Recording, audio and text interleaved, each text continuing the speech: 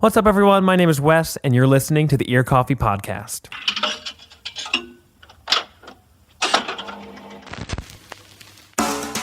In today's episode, I got to talk with Minneapolis producer and songwriter Bobby Rethwish for a second time. He released his second album, Permanent Rainbows, towards the end of October, showcasing a new musical direction. We chatted about the development of his songwriting process, how David Lynch inspired the record, Outtaker, and a whole lot more.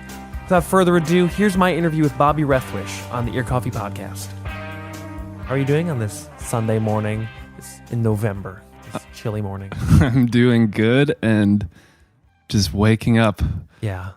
I think anyone that knows us knows that we like to do our episodes a little bit later in the day, so we're making it work at 9 a.m., so appreciate you getting up this early for us. Of course.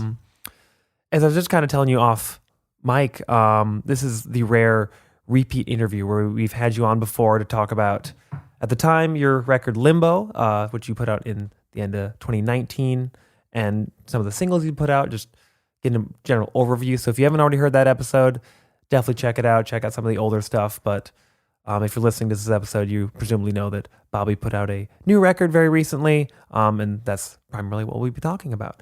But in case anybody hasn't heard of you before, or for some reason listening to part 2 before part 1, if you just want to do a brief intro, just what's your name, what's your kind of your, I guess you do everything and it's your own band, but kind of what's your how would you describe the music that you make from your kind of end of things? Well, it's changed a lot. I would say now it's like heading more into like experimental pop territory. Mm-hmm.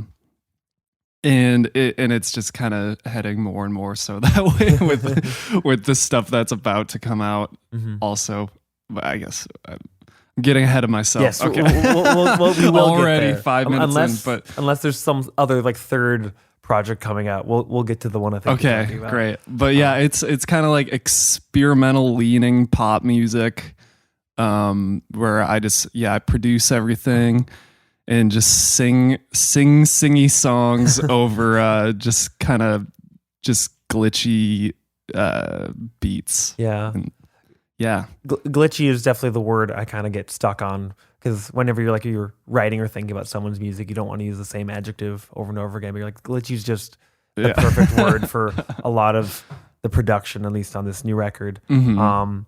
But yeah, we'll just kind of give people a brief little backstory on the music you've put out. Like I mentioned before, you had Limbo. Your first record came out in October of 2019. And then we'll get a little bit more into this, but the next song you put out was actually a song that ended up on this new record. And that was at least the initial version of Moonface, which came out in July. And I guess just kind of, we'll talk more about like the songwriting side of things, and we probably touched on it in the past episode too, but that's clearly the oldest song, or at least from my perspective, the oldest song that ended up on your new record, Permanent Rainbows.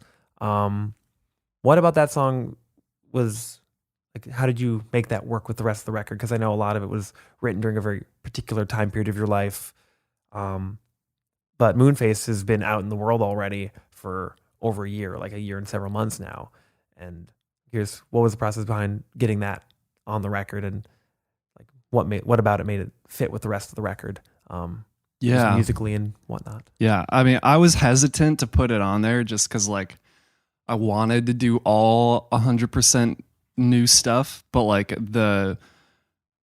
once I started thinking about it, it just like fits so well in there, like sonically and thematically and everything. And that song was also kind of like, it was kind of like a precursor to what I ended up doing a lot more. Like it was kind of one of those flukes that ended up turning into what I do, like more of my regular process. Mm-hmm. And also just like materialistically, it's my most popular song. And I thought it deserved like a slightly better mix. Yeah. And also just to have like a permanent home on like that album single. Yeah. It's also weird. It's really weird because like there's this thing that happened, because when I wrote those lyrics, I had no idea what it was about. Like I wrote it in one sitting, just in my backyard, like probably in just an hour and a half. And like I with very little edits, I just kind of stream of consciousness it. And so yeah, I knew I really, really liked it immediately, and it just felt right. But like I had no idea what it was about really. Yeah. But then it's weird because when you write, or at least when I write, like really just subconsciously like that, those songs always like foreshadow things that are gonna happen in my life, which really kind of creeps me out and makes me think I'm gonna like have to start writing more positive music. Yeah. Like the lyrics of Sunny on the record too. Those are old lyrics too, and same thing. Just had no idea what they were about. Like, but then like couldn't have articulated how I was feeling any better than that. Like, like you didn't even need to like reconfigure it really. You were no, like, and I made some back like, at that, or the lyrics was Sunny, and just in your brain you're like, oh, that slots in perfectly. That slots in right with where I'm at putting together this record. I know. Yeah. It's like, just 100% perfectly articulated something that I had never felt before, but was somehow able to write about, which is super weird. But yeah, I mean, I made some edits and stuff. And as you do over time, but still keeping that same subconscious origin.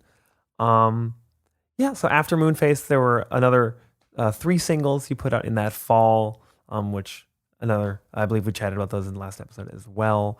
I'm guessing the reason that those didn't end up on the record or didn't end up on anything outside of just their own kind of self-contained singleness was because you were trying to be very specific and with the new record and put only new songs or primarily newer songs, and then those 3 just happened not to speak to you in quite the same kind of flukish way, for lack of a better word, that Moonface did. Is that kind of why those songs are still kind of adrift in their own singleness? Versus having made it found a home on the record. Well, it's nothing against them. I mean, I still like pretty much all 3 of them. I especially Download. Like I play that one live still, but like, no, it was pretty much just like the whole reason for me putting out those singles in 2020 was just because they had like nothing in common for the most part. But like it was just to try and like explore what kind of music I'm supposed to be making. Like just try out some different stuff.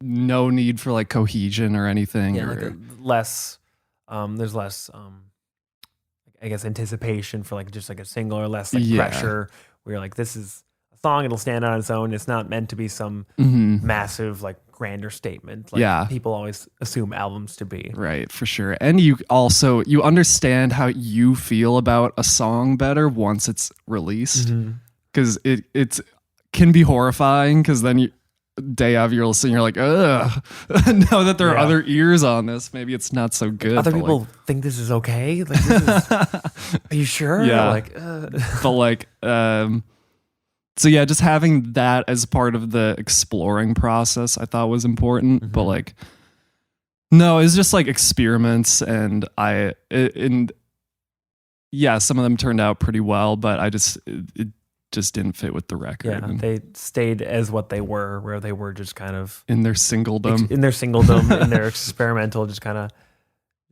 they kind of necessitated that format with just your intention. Check those out if you haven't. They're out there. This is kind of getting into the record now, but you put out Babu Eya in June of this last year, and that was kind of like an unofficial lead single, where like it on like, at least as far as like I could tell from like social media and all the advertising, this is just a new song, and it was a little bit more recent than Moonface, so it kind of fits within the realm of the record a little bit more, just like the timeline, but it still was initially put out without really being tethered to an album announcement or just like any sort of pending larger release.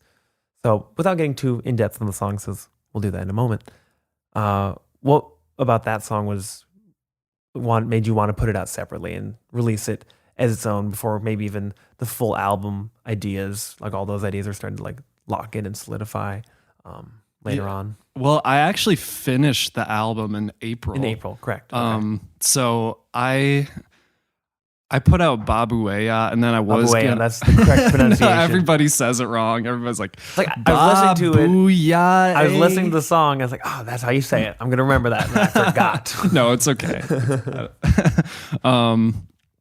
No, but I was planning on putting out the other singles and then the album like a lot quicker. Okay. After that song.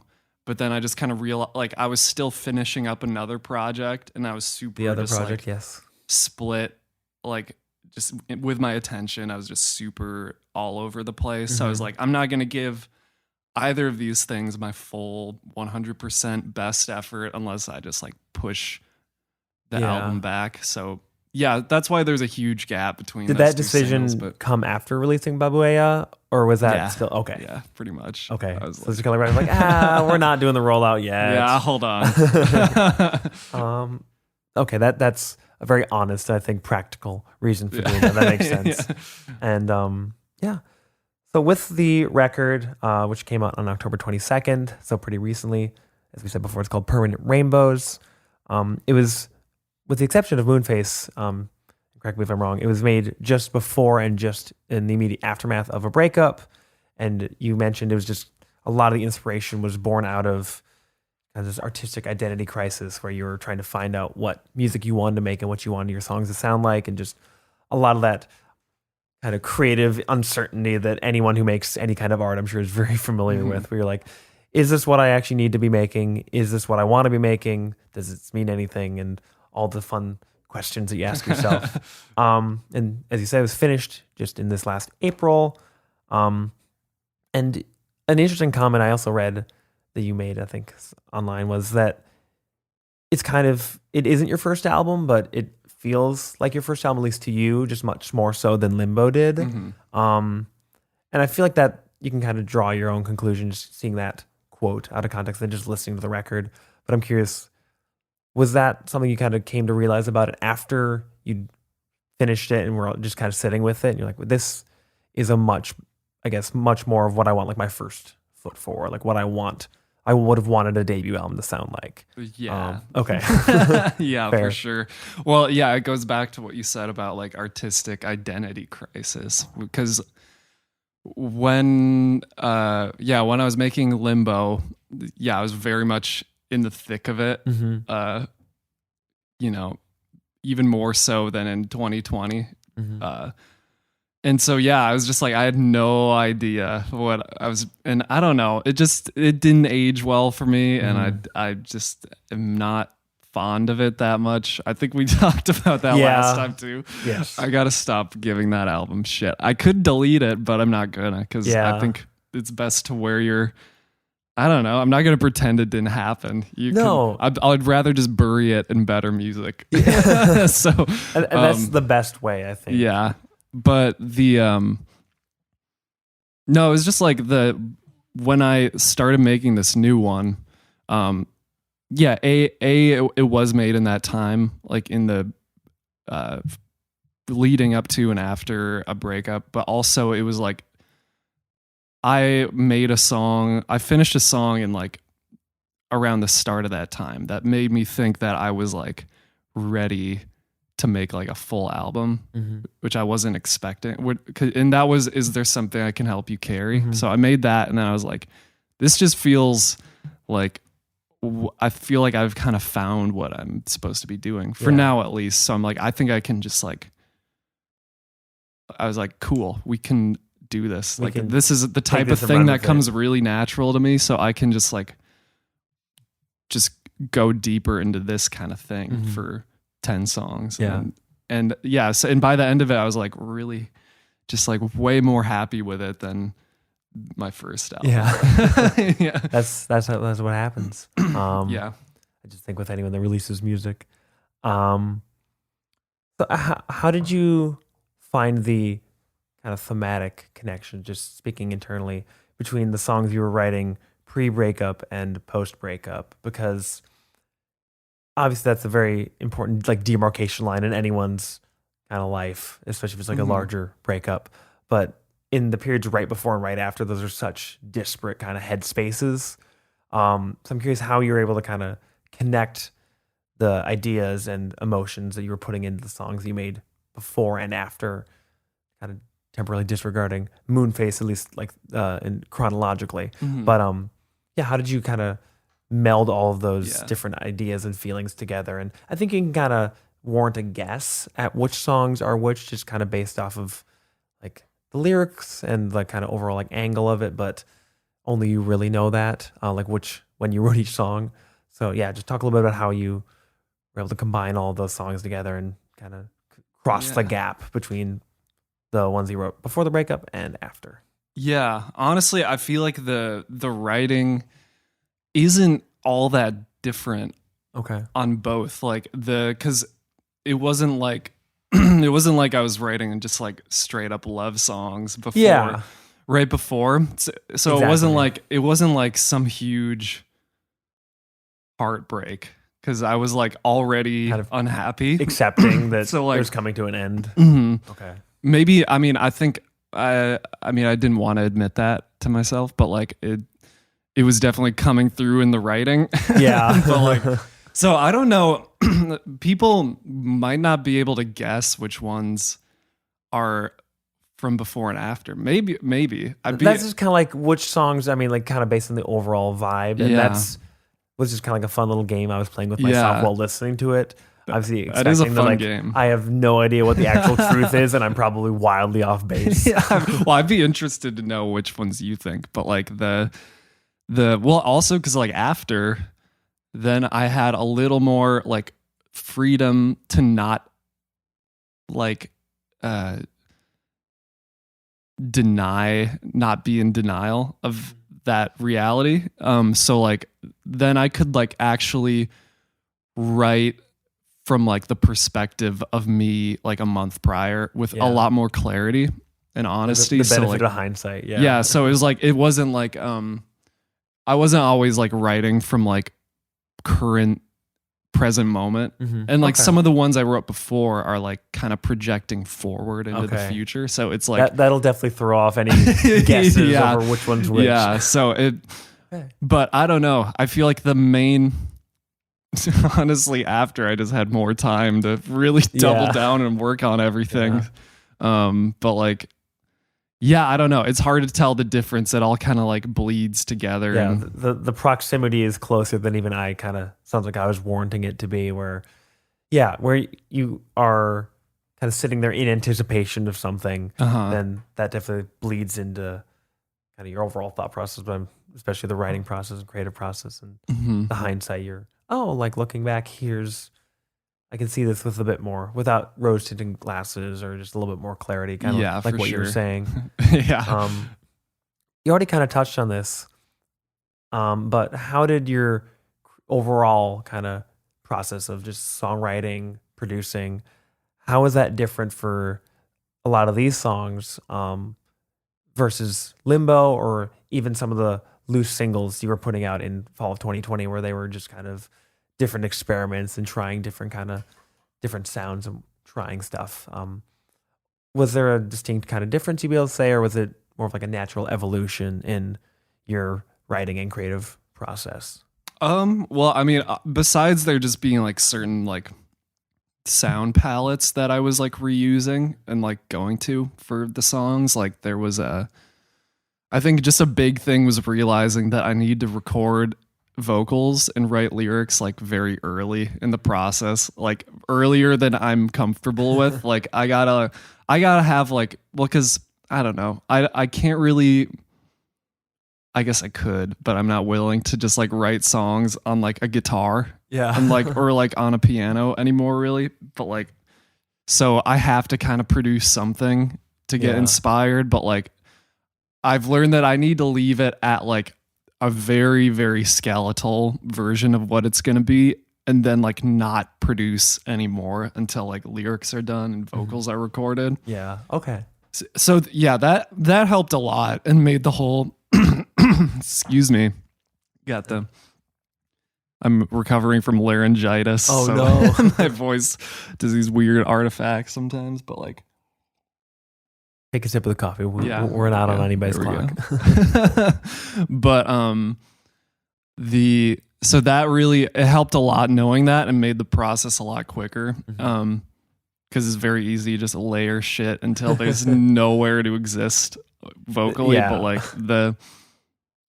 that helped a lot. And then also, yeah, once that's done, I kind of feel like the hard part's over. So then I can just go wild with like the ear candy and stuff and have it be more like focused, because it's the like all the production stuff is like based on the lyrics and the vocals, rather than like the lyrics and vocals like trying to sing along with some like weird little things going on. Reversing the order where you have something to, instead of basing the lyrics and stuff around the production and trying to like find the tiny little puzzle piece you've left for yourself. You're flip-flopping it and kind of giving yourself more of an anchor with skeletal, like the initial production, then getting vocals and stuff for sure in there. This is probably it's not really a question, but I noticed on your Bandcamp it says like the kind of description. I don't know if it feels like it's more for the new record, but it's I think more in general. You described your music as pop songs being sucked into black holes. That's just, I think, a really interesting way of describing your music, if not an accurate one. So I'm curious where that kind of descriptor came from, and whether that was something kind of you came up with after creating the record, or while you're in the midst of it, you're like, oh, that's kind of a fun way of summarizing the aesthetic of my music at the moment. Yeah, it was after. I just needed to like, because I'm not always great at describing my music, so I just needed. That's fair. I needed something just like short and not super arbitrary, like just saying like a genre. Yeah. So I just came up with that. I don't remember how I came up with it, but it felt like kind of. Yeah, it's just like at the core, it's like pop songs, pop songwriting kind of, but like it's, I don't know, it's kind of being like pulled apart in a way, which is that's just what I think of. It's just like going into a black hole. Yeah. But part of why I want to bring it up is because that does feel like at least as much as one can describe any music with just like kind of a metaphor. You're like, yeah, that tracks. That tracks. Good. Okay. Hopefully that's at least a little validating. It is, because also I'm like, I don't know. A lot of the times the way I hear my music, I've realized is like super different from the way other people hear it. So, but the fact that people have told me that's an accurate description is very assuring. Yeah. Because I'm like, okay, maybe good. I do know what it sounds like a little bit. That was pretty spot on. We're good with that one. Okay, this is my last question before we dive into the track by track and get a little bit more in depth. It feels a little pretentious to be asking this, but you did mention that at least parts of the record were at least somewhat inspired by David Lynch. Yes. And Twin Peaks is like my favorite show, so of course I'm going to ask about that. Oh yeah. I'm curious, like how, I was hoping you would. Yeah. where did that kind of inspiration point come from? Just because he has a very distinct style across his body of work, and any inspiration or anyone that claims to be inspired by David Lynch, it's an intriguing kind of name drop. So well, talk a little bit about that. Yeah, I got I first kind of got into his work like when I was like a senior in high school, like 2017. That's when I watched like all of Twin Peaks and The Return and all his like big movies and stuff. And I loved them then. And I feel like I learned a lot from them at that time even, but like, I don't know, something just like earlier this year, just like really, really clicked with me and him. And like, I got just so obsessed with him, like just all his stuff and just his mindset. And because he's such an anomaly, it feels like an error that somebody like him is allowed to make those movies on such like a large scale. On such a large level. But it's like, I don't know. I think the main thing that I have learned from him is that like making sense is not super important to me. Like it's not something I value. Like I don't care about getting any points across with music. I used to kind of like a lot of those Limbo songs. It's like I have a point and it's going to be clever. Yeah. And you're going to know what I'm talking about. But I don't know. Not a single song that like I've listened to like that I keep coming back to over the past 5 years or like for a long time from like artists that I love. Like none of them like make a ton of sense. They're just kind of like malleable pictures that can change depending on your life. Mm-hmm.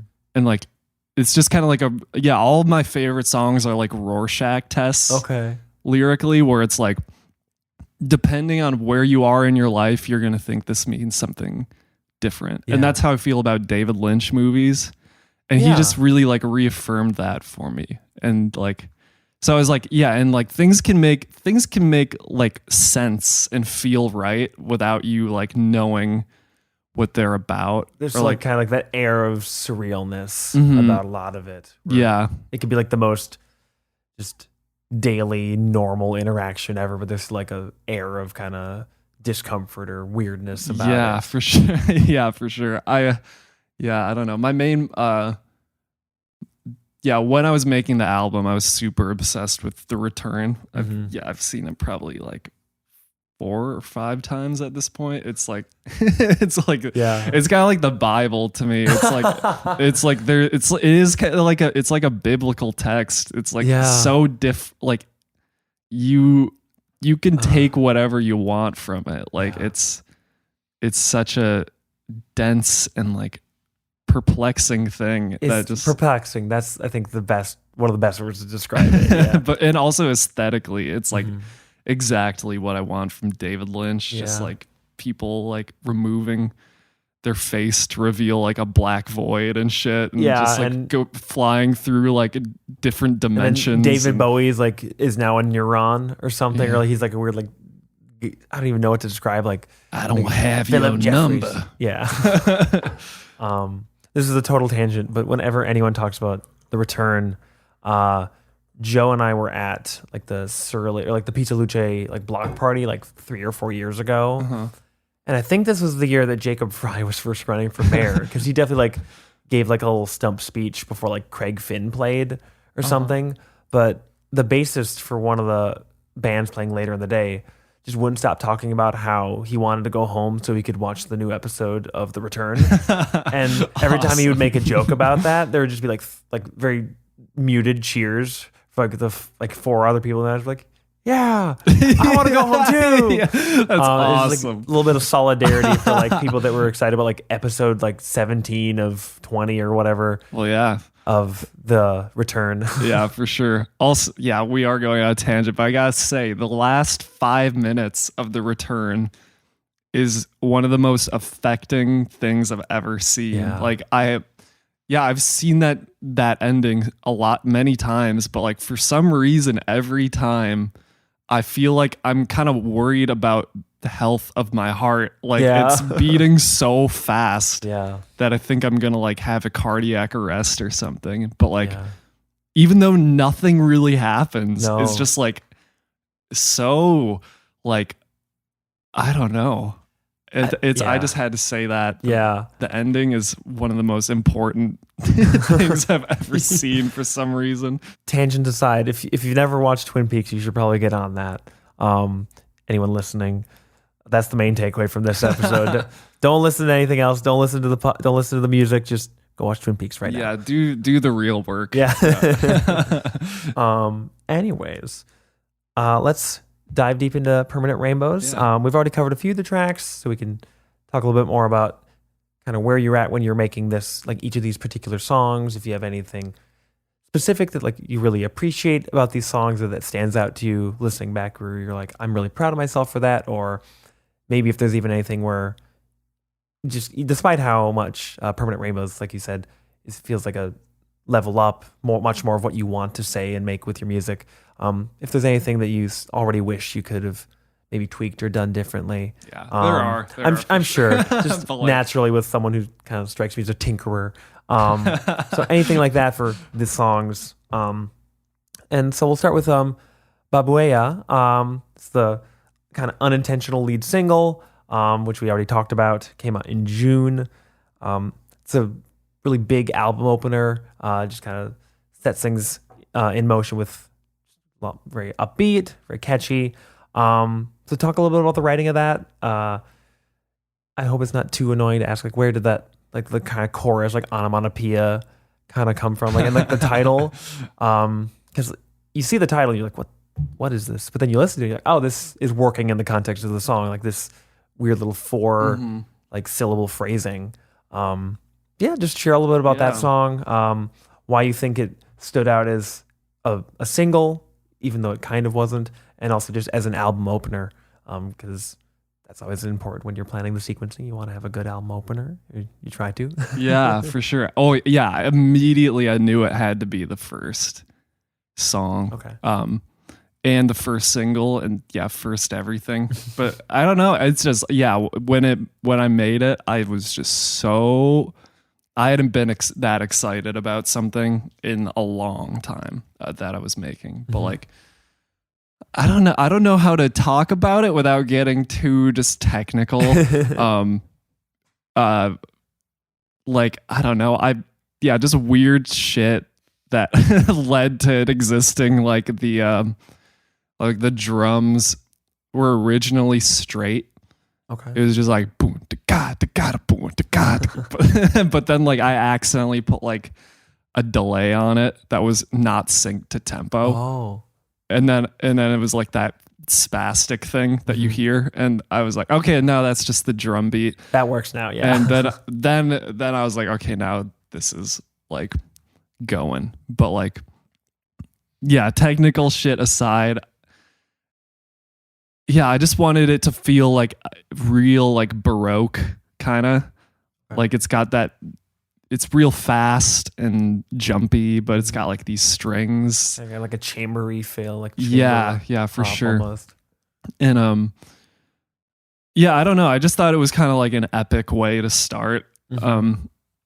Especially having like the intro be just kind of a guessing game for like 30 seconds about what this is going to turn into, and then having it just kind of hit you. But the Babuea thing, it just kind of came out of my mouth, and then and then I was like, all right, what should I change that into real words? But then I was like, why do I feel like I need to do that? It sounds, it feels good in my mouth. Hopefully it feels good in the ear. Yeah. Gross. But I mean, we named our podcast Ear Coffee. If you think about that too hard, that's not a good vibe either. Also, in your emails, once there's like a thread going, it says like new message from ear. I know, yeah, I love it. Whenever like Google Voice or like gets an email like you're running out of storage or your Google Voice number is set to expire, it just thinks ear is our first name. I love it. That's what I put in when we created our Google. Our full name is coffee, ear. It's great. Yeah. Anyways. But like then the Babuea thing did come to like mean something to me. Okay. In relation to the lyrics. But I kind of want to, not that anybody's too curious, but I do want to just kind of leave that up to like the imagination. But no, I appreciate that. I think that's cool. But you could, if you read the lyrics and then think about what that sounds like, I think you could figure it out. Maybe. But all the conspiracy heads out there, go on Bandcamp, pull up the lyrics, and just really think hard, and maybe we'll figure it out. Put your guesses in the comments. I don't know. How do you do social media? The next song on the album, Is This How Normal People Dance? It's already kind of just a step down, like the tempo. It's a little bit slower. The way I wrote down my first impression was it was an off-kilter banger, where it's a little bit slower, but it's still kind of like a little bit punchier, but catchier than some of the more like ballad songs, a little bit other slower songs. Plus, has the very interesting flute sample. This kind of just came out of nowhere and felt like it was just taken from a different song and just kind of pasted into this song, and it. Like, oh, that's just happening now. Okay, cool. And you kind of roll with it. So yeah, just talk a little bit about that one. Where did that sample come from? And this is be a recurring question, but with like the sequencing of the album, kind of versus when you consider like the more like poppy or upbeat singles or songs, or which includes a lot of the singles, but there's three, and some of the more slow or the tracks on side B. What was kind of your mindset for like arranging the tracks in that order, and just as we go one by one? Yeah. I'll be continuously curious if you had any particular decision making for where each track would go, which it sounds like you did. Well, I knew that the album was going to descend into a lot of sadness. Yeah. So I was like, we should at least put like one of the fun ones up front, because like also there's no going back. So like true, it's kind of go back. It's just start over, and that's not exactly the same. Yeah, for sure. But like, I don't know, that song is just like, I just wanted to make it's super hard to describe how these songs come together, because it's like my whole process now, and more so going forward, is just like I'm trying to just like kind of collect accidents for the most part. Okay.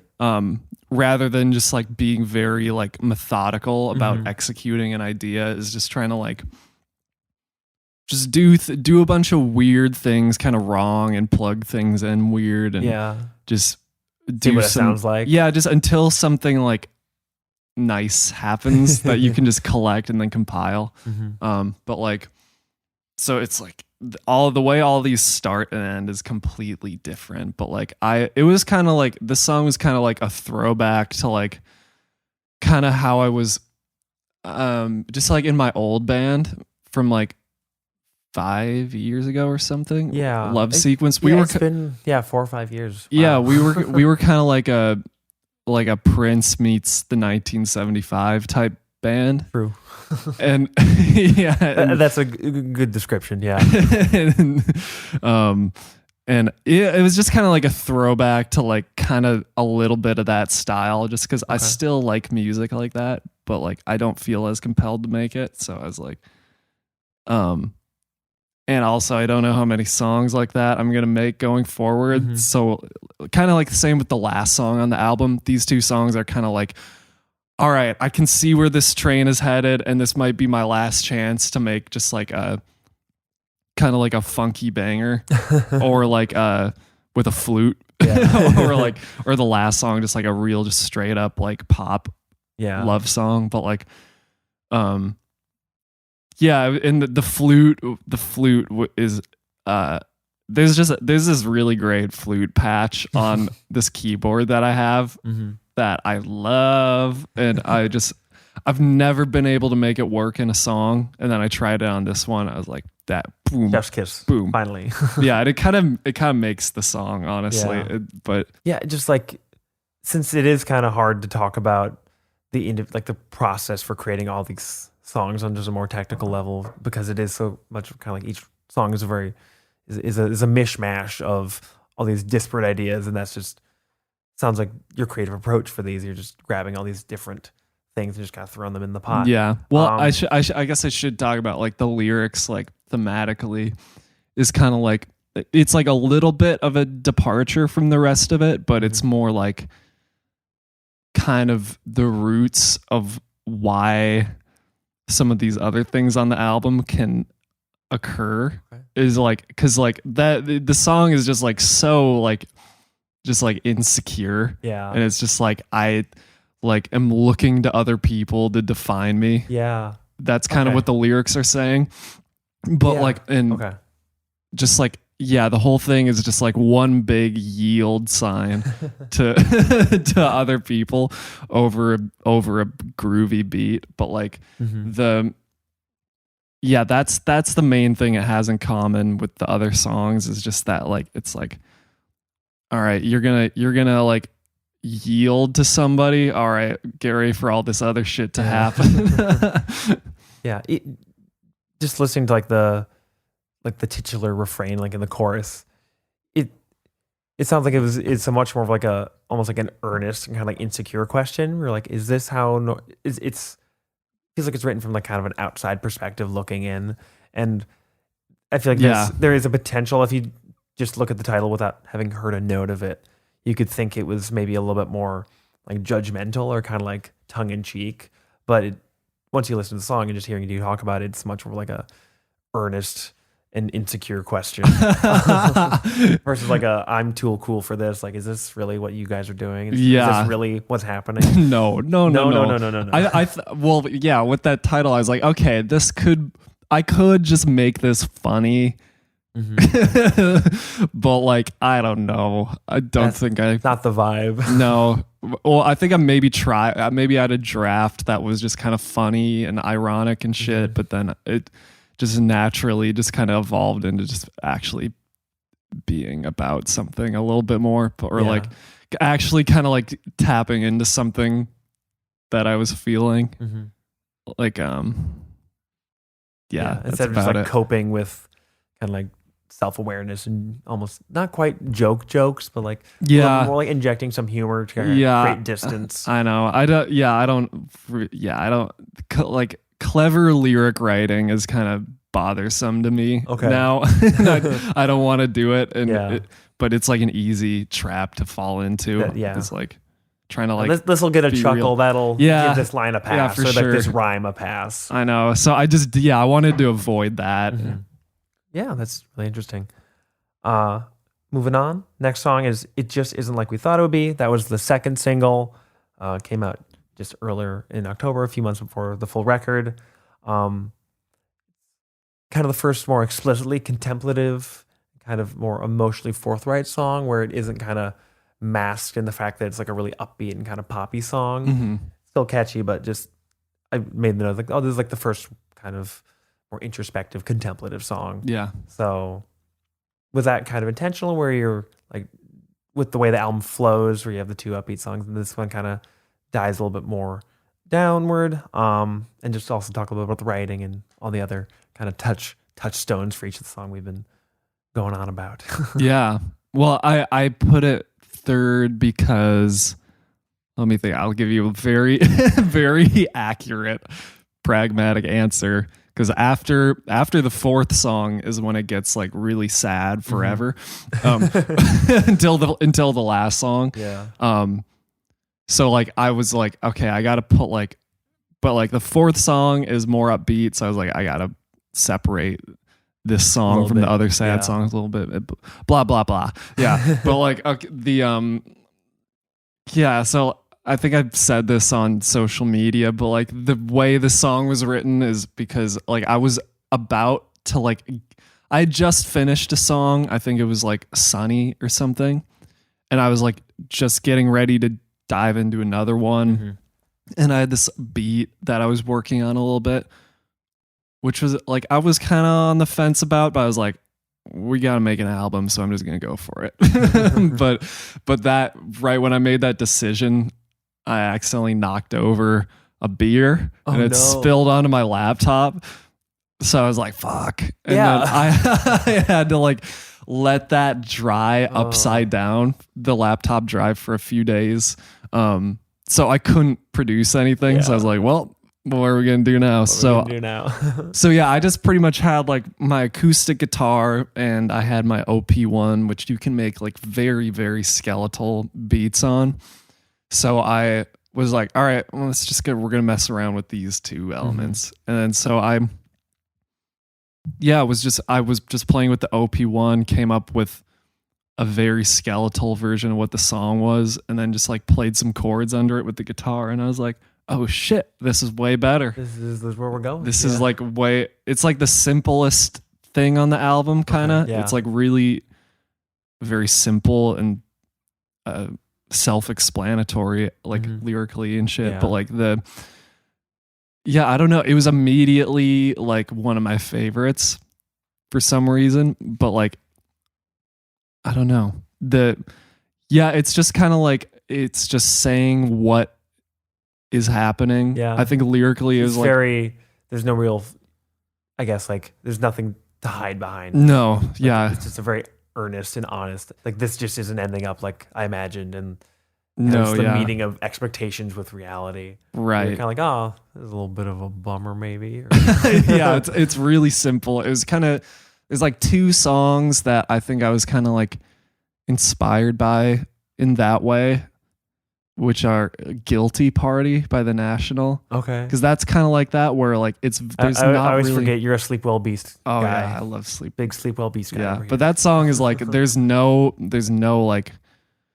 metaphors, there's no like there's no diversions or anything. It's just literally just here we are.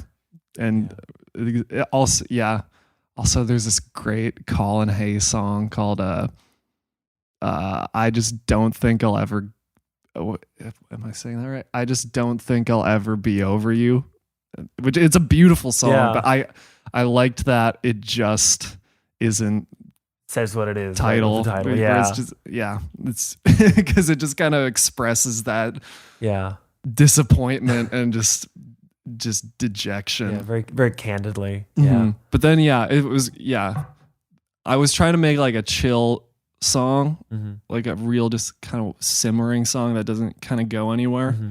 Because every other song pretty much just like grows into some big thing. So I was like, let's just have one that regardless of the tempo even.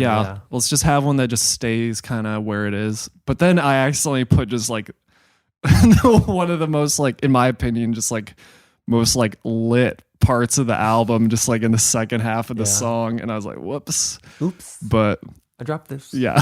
So make what you will of that big loud part. Yeah.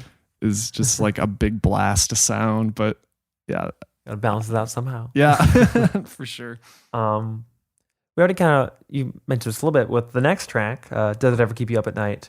I had it sounded kind of IDM-y to me, where it just kind of felt like it was unintentionally maybe, but it sounded like a lot of kind of late 90s, early 2000s, like different electronic artists just kind of all melded into one, and just like the way a lot of those like kind of Warp Records kind of guys would make their music sound, like not just it's not like Aphex Twin, but like there's like a lot of those different kind of elements. It felt like there was some of that had been like trickled down. Like Reagan was right about trickle down. It's actually just for music into the song.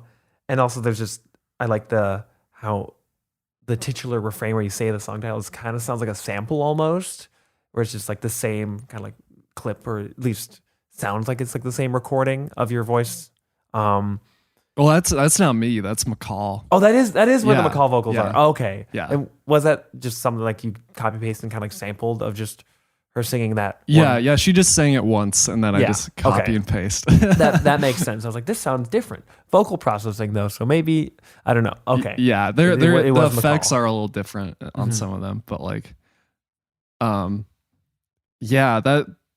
that's I wasn't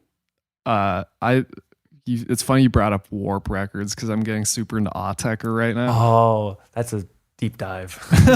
Yeah, have you gone down that rabbit hole? Not as much. Not to spend too much time on another tangent, but I listened to like I think some of their like LP3 and like Tri-Repeti a little bit in like high school. I would just listen to that and Yeezus while playing Borderlands like as a senior in high school for some reason. That was just how I would spend my weeknights. Yeah. So not nice. I'm no pro for Autechre, but you're familiar. At least a little bit familiar. Yeah. It's I'm getting really super into their like 2000s stuff right now. Yeah. Just the real their last couple records are also apparently really cool. Like Signs, I think, and then they put out like 6 hours of music or something, and no one listened to it. I just got through all that. You did? Yeah. Like with like the black and white covers or whatever. Oh, yeah. Okay. That shit's pretty cool. Yeah. It's hit or miss, but there's some really amazing stuff. That's what happens when you're putting out like 6 hours of music. Yeah. But anyway, I didn't know about Autechre when I made that song, so it's not related. But like reverse validation kind of. Yeah. Well, yeah. I don't know. I'm a huge fan of just kind of like buggy sounds. I call them bugs. Like every song's got to have some bugs going on. But the bugs can be different tools. They can come from different things, but there needs to be some sort of bugs or critters in most of the songs. But like that's definitely probably the buggiest song on the album, where that's just like, all the drums are just there's like snare and there's a kick and stuff.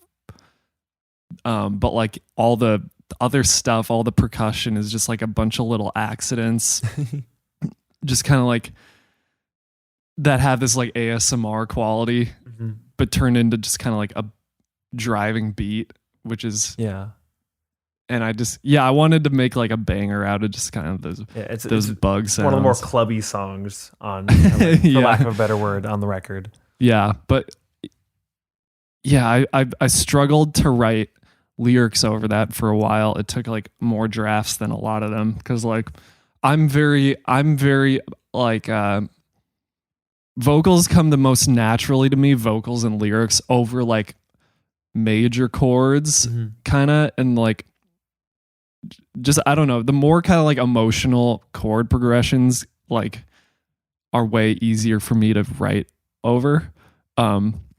So those verses I really struggled with for a while because it's just like a minor pentatonic, like just funky bass thing over just like some drums. But like but eventually, I got it to the point where like it's the whole song is just kind of like rather than like the anxiety of like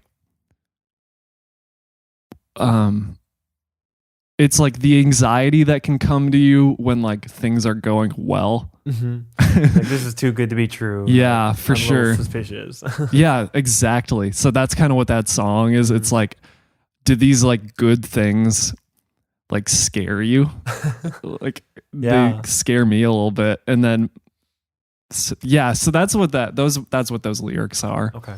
And then obviously, and then I don't know, had this like fat weird beat thing at the end that I just had to throw in there, but why not? So far, if I think anyone listening has realized that you're a big fan of just throwing stuff in there. Yeah, big time. Finding a way to make it work. Yeah. We already kind of talked about Moonface a little bit. The oldest song that made it onto the record. I also just I really like the outro where it kind of really doubles down on how poppy it is, and it has like this very big like 80s outro where you're just like singing like the where is the love part, and without going full like Black Eyed Peas or anything.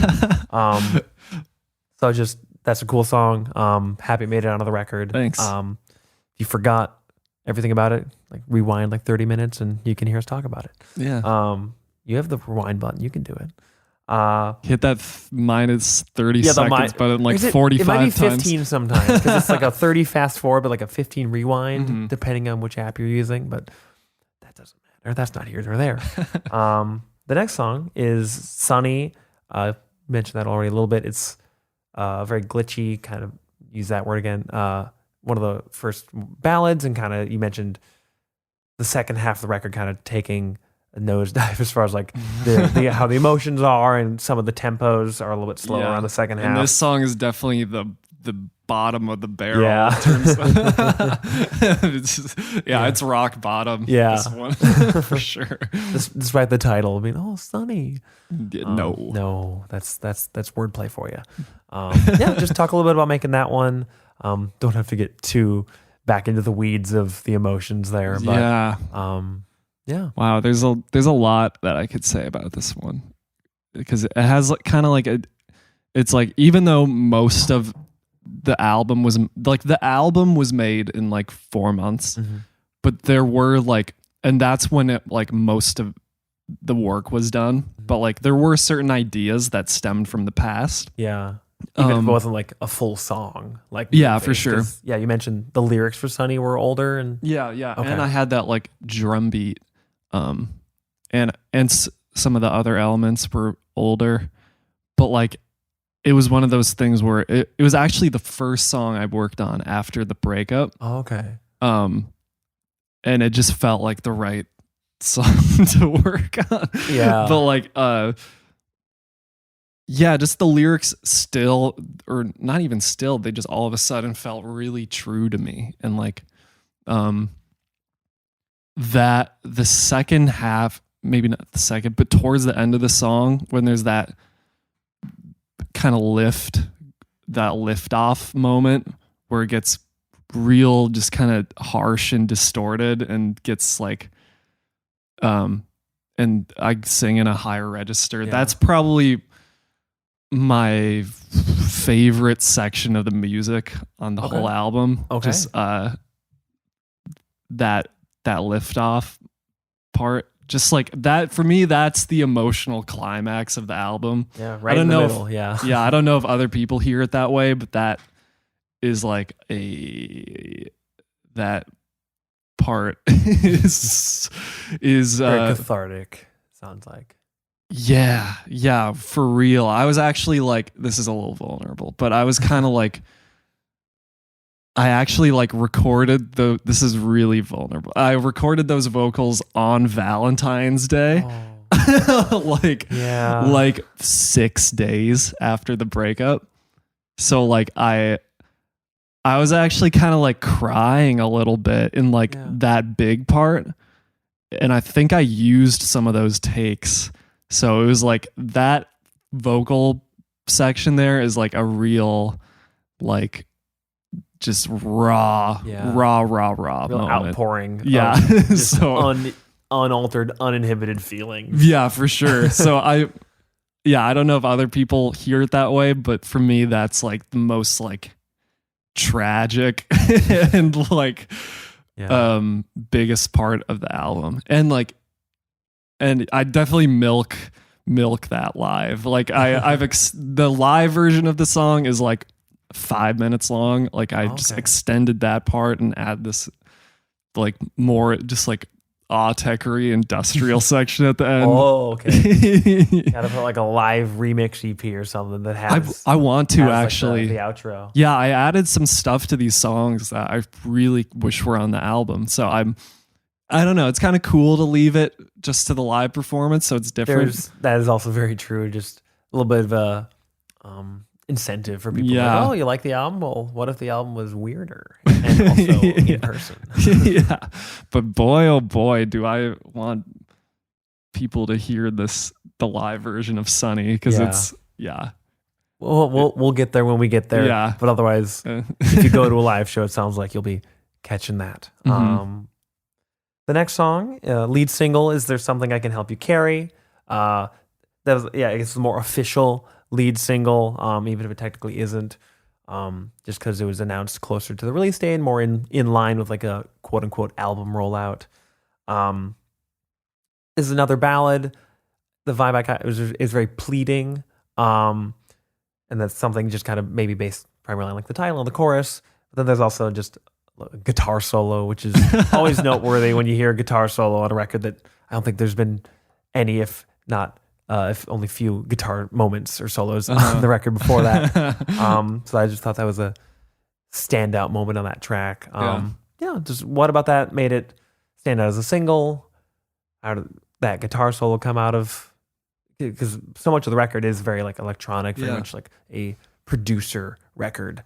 But then you hear something like the guitar and you're like, oh, well, that's played. That's not just like a synth patch or something, unless it is. And so that's also cool. But just talk a little bit about creating that one and how it turned out for you. Well, yeah, it's the song that pretty much like triggered me making an album. So it's like, it was immediate. It was one of the most like important songs that I've made, just like artistically. Just it was kind of like a little bit of a breakthrough for me. Just kind of like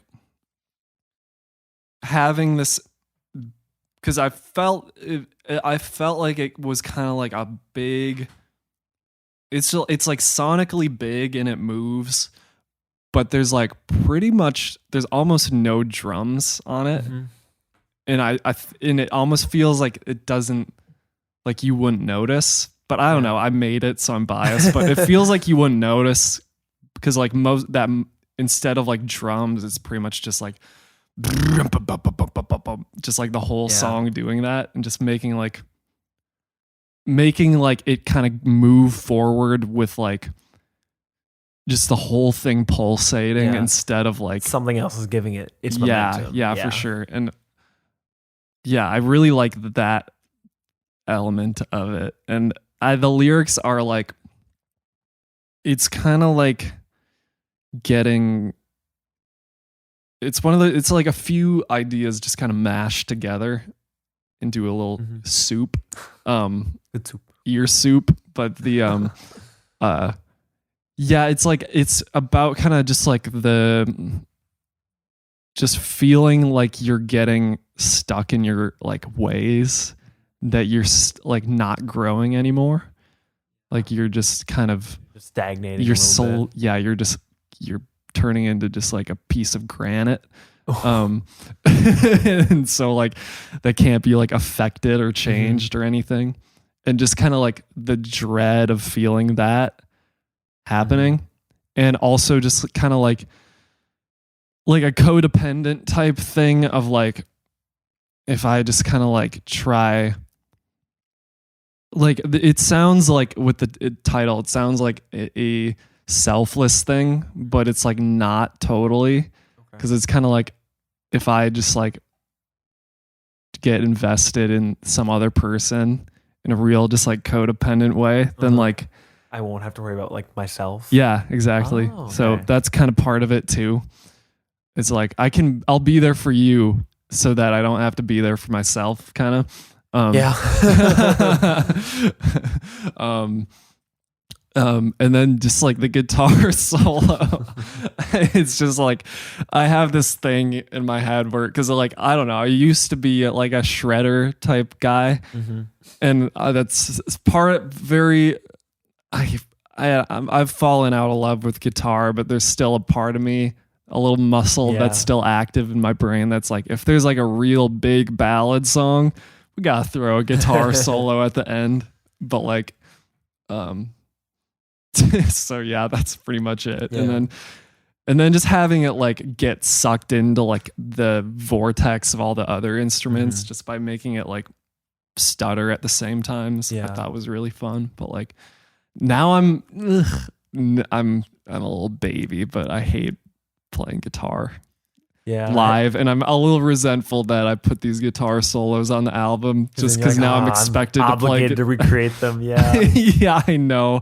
But that's just me. Everybody thinks I'm ridiculous for not wanting to play guitar, but like, ugh. Where you're at, like, yeah, it's where I'm at. Like, I am so much more like interested me reaping in versus me sounds. sewing. Like putting a guitar solo on. I have to play the guitar solo again. I know. This sucks. Yeah, exactly. People like it when I play guitar though, so I should just Crowd pleasing moment. Yeah, maybe should just serve. Yeah, the selfless act of being an artist. The next track, Permanent Damage. It's kind of like the last really upbeat moment on the record. Given there's only really 1.5 songs left after it. It's another song where I used the word, kind of gave a clubby vibe, that kind of like electronic side of things. So just talk a little bit about that. Was it intended kind of as like a last minute burst of kind of upbeat energy on the track list, or what was kind of going through your head with that? And just talk a little bit about writing it. Yeah, it kind of was. Like, and it makes me. I knew this would happen, but it's the least. I feel like it's the most slept on song of the album so far. At least as far as like outside like the ambient interlude, which will be next. Yeah. Well, besides that one, obviously, but like, great. But the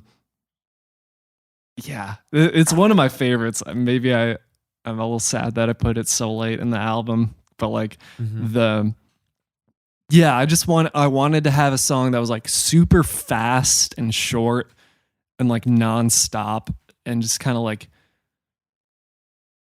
of desperate sounding. Okay. Just like there's like it's moving so quickly, and just like I feel like the vocal performance just has this like sense of like urgency and like desperation, kind of like, which I'm paying the price for because I get so out of breath when I sing it live now. Yeah, I had to put like a little breather moment in there in the middle, but like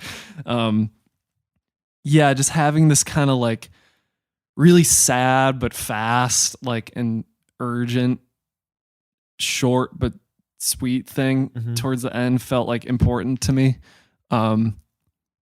And yeah, it's kind of like a continuation sonically of Is There Something I Can Help You Carry, which is the song right before it. Yeah.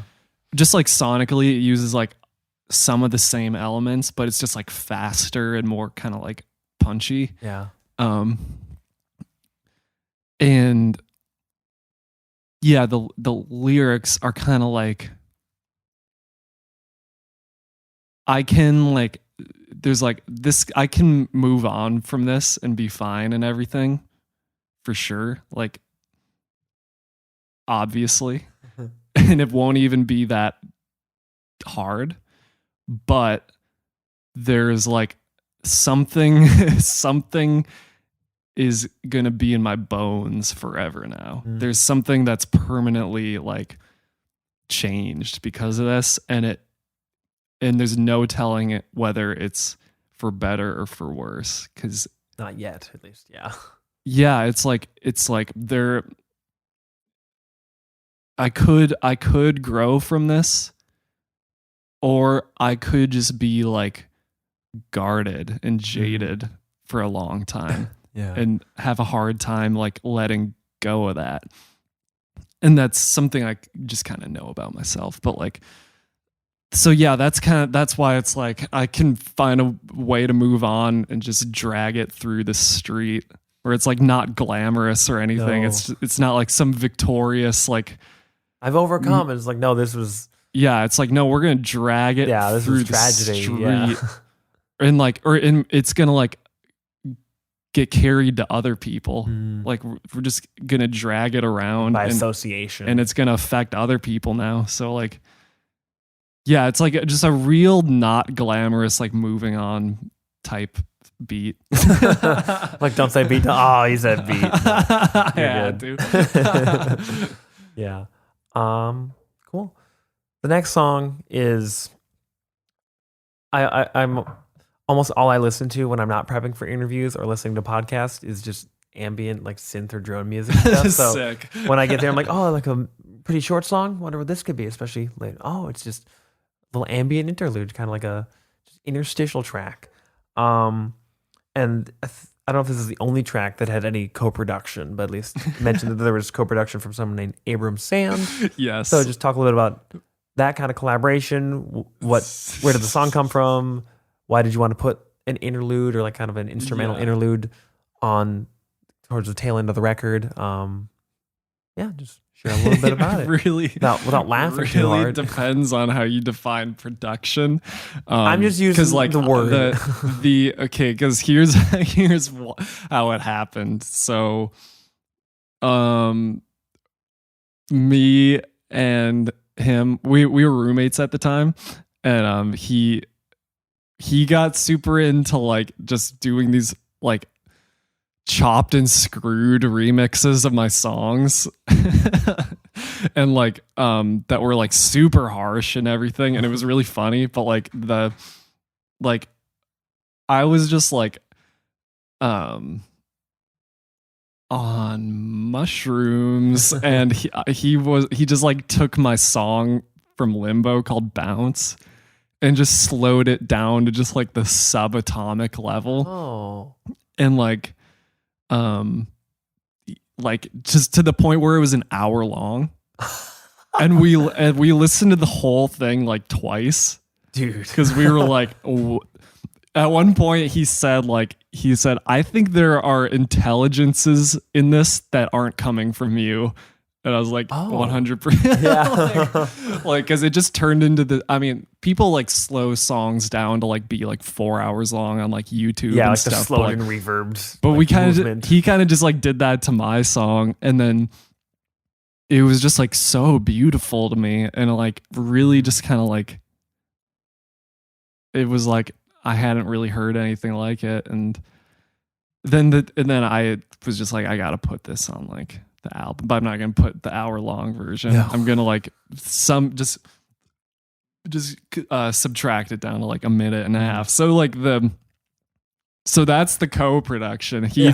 I made a song years ago, and then he just slowed it down to the point where it's just like subatomic. But like so that song is literally just like one track. Yeah. And then I just like put some like other little tiny things in the background to give it a little more texture. But like, yeah, it's cool. That's how that happened. Yeah, I don't think I never would have guessed. I don't know if there's anyone out there that would have guessed besides the two of you who lived through it. Cool. Moving on to the last song, Let's Forget This Ever Happened. It's easy to read into the title. But like, listen, it's kind of sort of like a kiss off where you're kind of like, let's just like waving off all the emotions, everything that happened. But it's also sort of like accepting where you're like, let's just we're moving on. Like you're accepting that this is something that's like over, and it's kind of, I got a little bit of both sides of things where one part was like more dismissive almost, but dismissive might be too negative of a word, but a little bit more on that side of things, and then more just accepting, just trying to be peaceful and like let's accept this and move on. Yeah. That was just what my ears heard on the few times I listened to the track, but yeah, I'm curious. Just it's an album closer. That's always, or at least usually, is a very intentional song choice. You want to give some closure or deliberately not give any closure. So yeah, just talk a little bit about that and how this song came together and ended up where it ended up. Yeah. Well, it is like, I mean, with a title like that, it's like there's no choice but to make it the last song. True. It's like you can't put a song after Let's Forget This Ever Happened. But like, yeah, it just felt like after going through like, just like with how, I don't know, there's just so much like anxiety. It's such an anxiety filled album, kind of like, I felt like it was important to have some sort of relief at the end. But in order to get there, you got to go through you got to travel through the minute and a half black hole of the song before. Like you gotta earn it. Earn your stripes. But like, yeah, it was just like, it felt like kind of like waking up at, on a new day a little bit, that song. And like, so it just felt correct to have it at the end. And, but also just, it's, life isn't like that. There's not really that kind of closure. Never really, ever. Truly, yeah. And your feelings can change at any moment. So like, I had to tack on this like 5-second thing at the very end that I wanted to kind of not necessarily negate, but put the entire song into question. Oh yeah. Cause like, yeah, it's just like at the very end, there's just this like 5, it could even go unnoticed, but like there's just like 5 seconds of just dissonance. And I was a little bit inspired by like the sound design from Eraserhead. Okay. Yeah. So I just put something like that in at the last 5 seconds just to kind of be like, is this actually closure? Do I actually feel like, do I actually believe what I just said? Like it's immediately sowing the seeds of doubt. Yeah. So it was very important to me that I put that at the end there just to kind of keep it in question a little bit. Yeah. And with a question mark instead of just a period. It's the little spinning top from Inception, but as a moment in music. Yeah. Not quite Lynchian, but that's where my like 13-year-old brain still went. We're like, I love Inception. Well, that's an amazing ending. Yeah. It's like, oh, we don't know. There's this uncertainty that's being kind of forced back on the listener or viewer at the very last moment that if you're paying attention, throws the entire thing, like you guys were saying, into question. Yeah. At least a little bit off balance. Like, oh, I felt one way and now I don't know. But yeah, it's a pretty just like, I don't know. It's one of the, it's like it was like a very easy song for me to make, more so than the other ones. Cause it's just like, I'm very, like I spent so long, like kind of writing songs like that, like just kind of like these kind of like 80s inspired, like pop ballads. So it's something that like comes natural to me, and I kind of felt like it's maybe like my best execution of that style. The kind of aesthetic that you've been playing with. Yeah. And it's something that I don't know if that, just because with the ideas I have of where my music is kind of headed, it's like I don't know if that type of song can really like, or at least the aesthetics of that song can really come along for the ride. So it's kind of like I wanted to have like the best version of that part of myself, close it out. Kind of like have that be like you don't really know it when you're listening to it at the moment, but give it like a sense of departure. Yeah, where you're like, this is kind of the platonic ideal of what I wanted to do with this. It's the conclusion, and then that just kind of adds on to the ambiguity of the ending, like you already kind of talked about. Yeah, for sure. I think it's the best version of that type of thing that I've done, without a doubt. So like, and I don't know if I can do it any better. So like, I think that might be kind of it for that type of. Maybe that'll be a challenge one day further down the line, but we'll get there when we get there. No. I know. That's summarizes pretty much everything about Permanent Rainbows. In case you forgot, that's the record that just came out. And you just listened to us talk about it for like 40 minutes. So if you haven't heard it yet, now you know what every song's about, kind of. Or at least have a little bit more to think about while you're listening to it. It's available on Bandcamp, on streaming services, pretty much anywhere. So check it out there.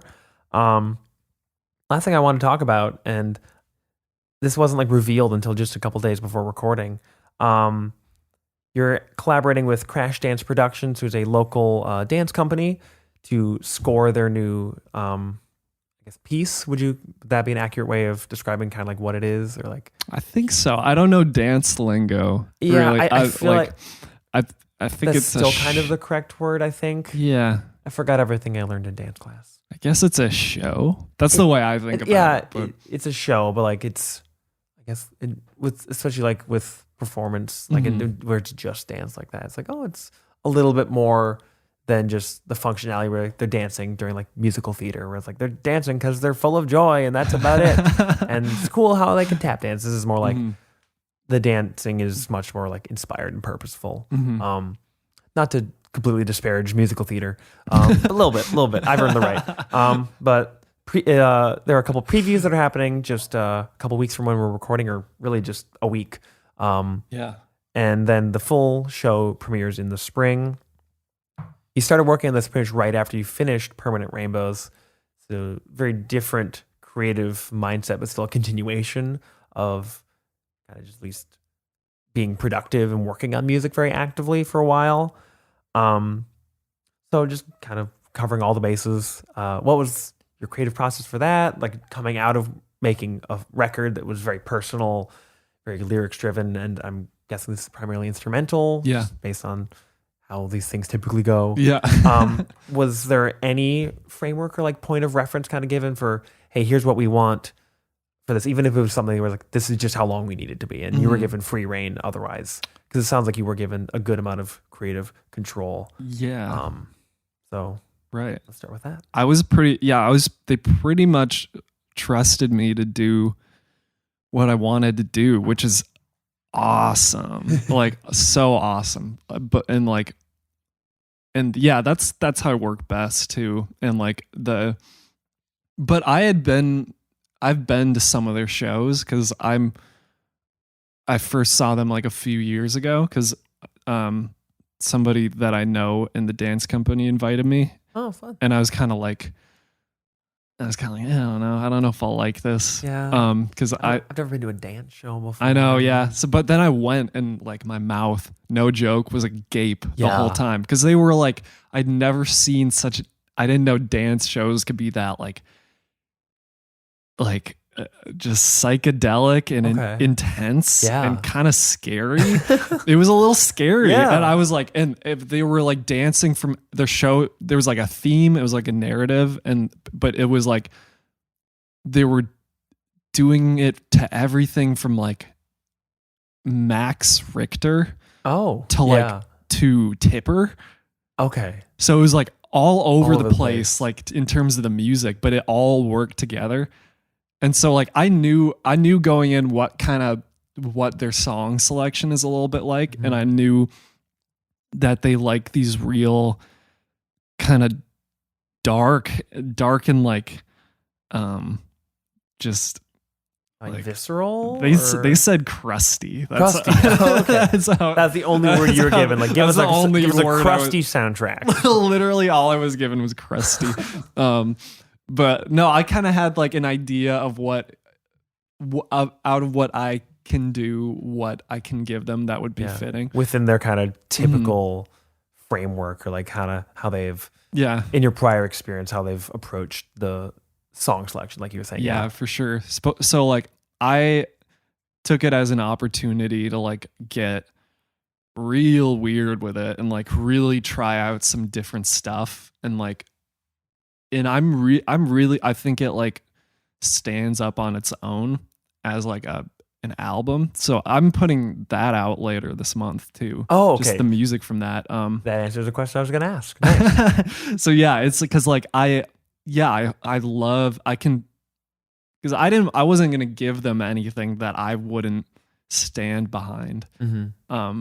So so as a result, I just made something that I really, really love. And like, so I'm like, I'm going to put this out also, because I don't think my only worry about putting it out was that I don't want to be seen as somebody who makes instrumental music, because like I'm probably never going to make instrumental music again. Yeah. Unless I got some other crazy opportunity like that. But like to collaborate. But like, I don't know. I don't really listen to instrumental music at all until just getting into Autechre recently. But like so I had to figure out how to make instrumental music that was like engaging, that like I would like, as that like somebody who instrumental music that somebody who doesn't listen to instrumental music would like, and stay engaged with. So like it got like real grueling to try and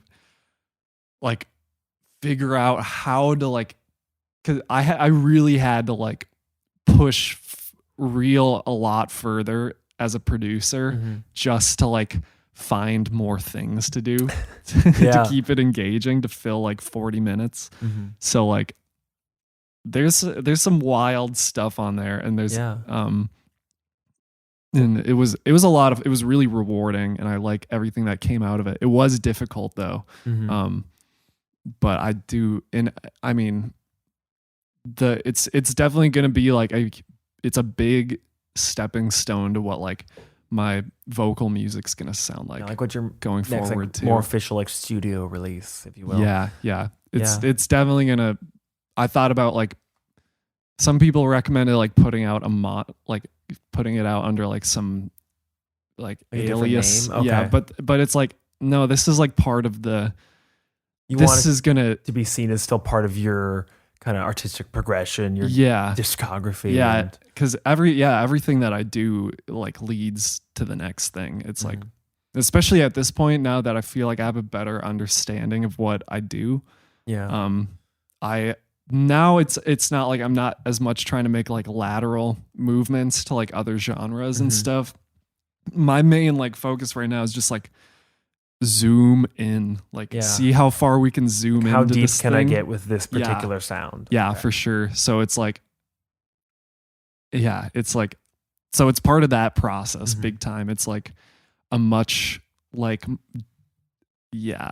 I don't know how you'd have to hear it, but there's some pretty stuff on there. It's even harder to describe instrumental music than it is lyrical, like in vocal music. Oh yeah, it's even disregarding like the fact, like if you're the one who made it, that adds another layer of confusion. You're like, how do I describe this? Let's just say that like the pop songs got like entirely sucked into the black holes on the dance music. It's just pretty much.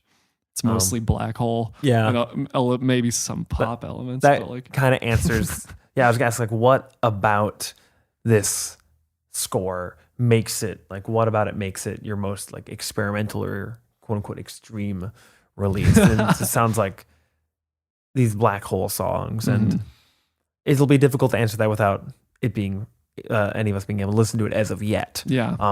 Because the music will always speak for itself very nicely, and that's the thing with music. And we kind of get lost in the sauce when we try to like categorize or describe it. You're like, yeah, but it'll speak for itself.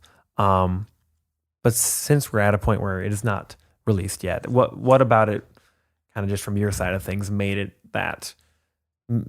into the black hole and kind of allowed you to swallow everything into that kind of, I guess, black hole, to keep saying that phrase? Well, it was just like, I mean, I had to get more experimental with it just to like keep it exciting.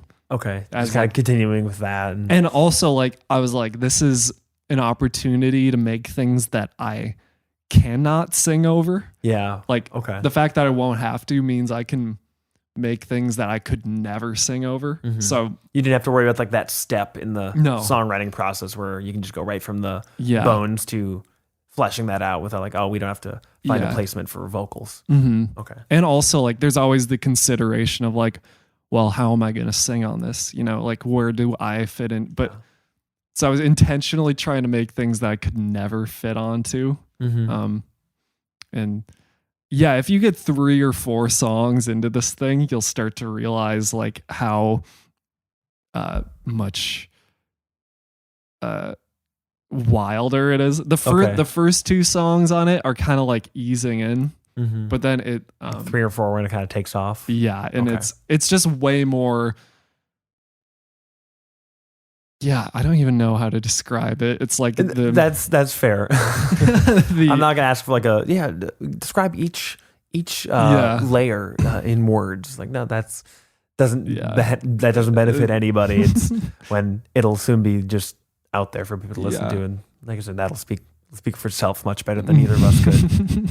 Yeah, let's just say like there's a song on it.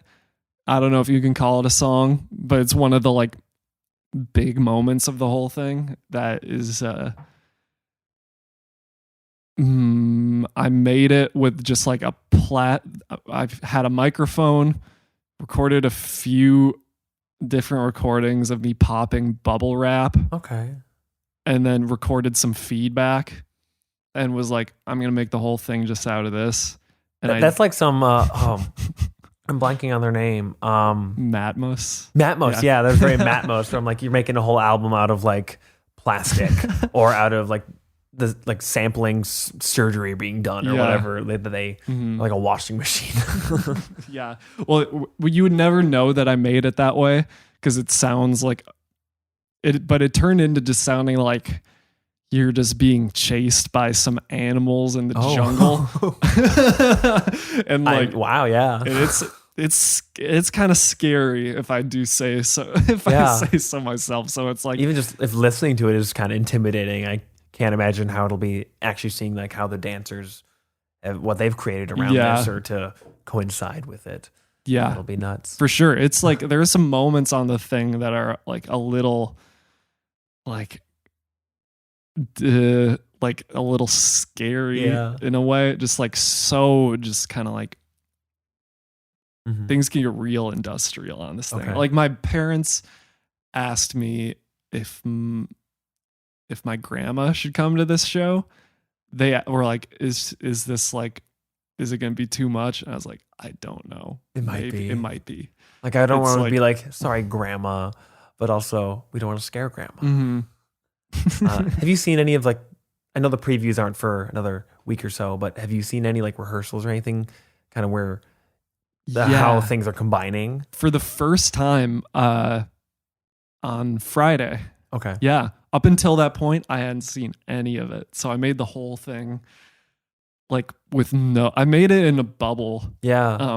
And I finally saw a rehearsal and it's going to be awesome. Okay. But like, it was overwhelming. Like it was so crazy seeing like these people, these really talented people just like dancing to this stuff in such a motion.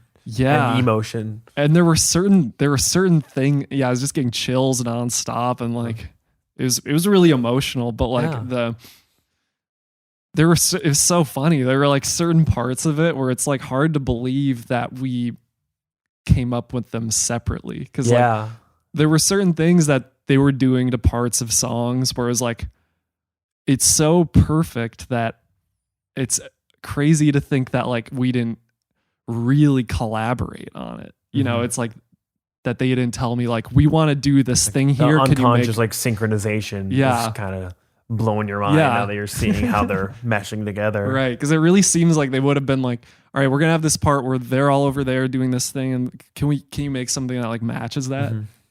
But they just like, I don't know. Crusty. It just came together in this way. Make something like, crusty that's 40 minutes long. You're like, on it. On it. But yeah, that was just an awesome opportunity. And like, yeah, it's just the type of thing that like, I can't believe like I got to do this. So I realized we forgot to mention this, but the show, and I'm guessing like the soundtrack will be called 21 Months. Is that could be your title as well, or is that just the title of the show? I think that's their title for now, but it seems like they're maybe like, I think the number of months is going to change or something. So I'm just putting it out as like CDP 2021. Okay. Just give it one of those nice electronic album names. Exactly. That's letters and numbers, but yeah, just because they'll probably keep changing. Yeah, you don't want to like accidentally like give it a title and then they're like, actually, we're changing it. Well, do I also change it? Cool. If that is indeed available by the time you're listening to this, we aren't sure yet. Definitely check that out as well. If not, that'll be coming soon. November 17th. Yeah. Okay. Well, it'll be available everywhere or just on like Bandcamp or? It'll be everywhere. Okay. Yeah. So either it is available everywhere or will be available everywhere. Check it out when you can, if you can, whenever you're listening to this. Cool. That summarizes like the main body of the questions I had to ask. But as you may remember, I like ending interviews with the same question. What are some of your, or who are some of your favorite like local bands, artists, musicians, just general creatives that you've either been like listening to or just engaging with lately? Yeah. You just want to take a second to shout out. Besides, it sounds like the dance company because they've already been given like a good like 25-minute shout out. Yeah. Awesome. That sounds like it's well deserved. But who have you been kind of keeping in rotation lately or just enjoying? Whether it's an actual new release or something that's just new to your ears. Yeah. There's a lot of cool things happening locally. I feel like it's really like popping off here a lot. I mean, yeah, it's really cool. I mean, I got to shout out my boys in Present Company. Are you aware of them? Yeah. Yeah. I don't think they've been on the podcast, but I've checked out their record. Have they put out two? I think they put out one. They put out the one record a while ago. They're cool. Yeah, they're awesome. You should definitely. They're really good live too. So yeah, they're destined for good things. But also Harlow. Their new EP is cool. Yeah, they are beautiful.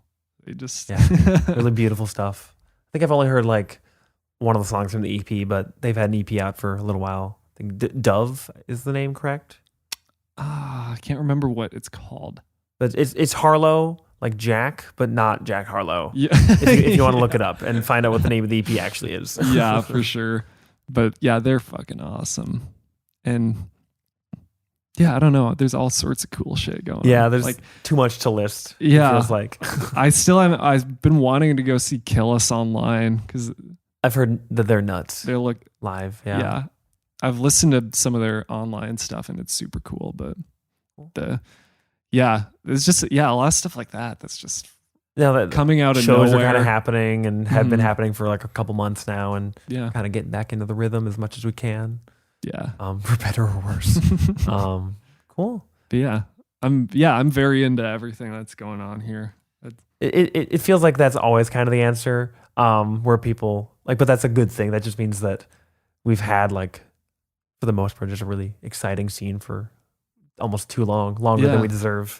We're very lucky. I know. What I really like about right now is that I feel like I feel like during the pandemic, a lot of people in bands got bored and learned how to use like synths and like DAWs and stuff. So now there's like all these, I feel like there's more electronic stuff happening. Yeah. Which is really exciting to me. And I want that to go further. Get that actually out in the venues and more online. But yes, please, more beeps and boops. We demand it. Yeah. Bring it on. Cool. Definitely check out all those guys, all those groups or artists. Just look them up everywhere. Pretty sure that's where they are. And like we said before, definitely check out Permanent Rainbows, Bobby's new record. Buy it. I don't know if there's another Bandcamp Friday, but money's money. So just like toss them a few bucks, check it out. See the previews for the new show, or stay tuned for tickets for the spring premiere, whenever that'll get announced to be. Yeah. Because we're a little early for that. Thanks so much for coming by. Thank you. Taking the time to chat again, go deep on the album. Yeah, thanks for having me Really back. appreciate it. This Yeah. is very fun. I'm very caffeinated. The Ear Coffee Podcast is a companion to the blog of the same name. If you like this episode, please leave us a rate and review so we can stand out among the other music podcasts. You can follow us at Twitter, Facebook, and Instagram @Ear Coffee. Thank you for listening, and we'll see you next time.